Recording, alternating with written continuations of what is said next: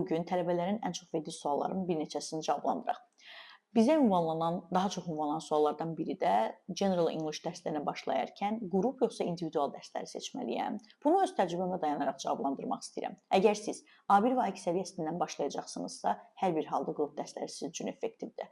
Bunu təkcə öyrənmə yox, öyrənmə prosesini yaxşılaşdırmaq kimi də düşünə bilərsiniz. Fikirləşin ki, yeni dil açmış bir körpə və yaxud da ətrafı geniş olan bir insan nə qədər sosial ola bilər və yaxud da ətrafındakı insanlardan nə qədər influence ola bilərsiniz. Bu sizin hər bir halda öyrənmə prosesinizi yaxşılaşdıracaq. Daha çox isti münasibət, daha yaxşı dili qavramaq. İndividual dərslər də təbii ki, bəzi tələbələr üçün seçilməlidir.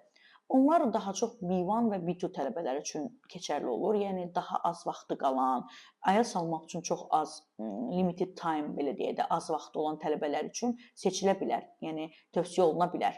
Onlar bu prosesdə, bu 2 aylıq müddətdə sürətləndirilmiş proqram götürə bilər, daha çox vocabulary bazlarını yüksəldə bilər və yaxud da readinglər üzərində daha çox işləyə bilər.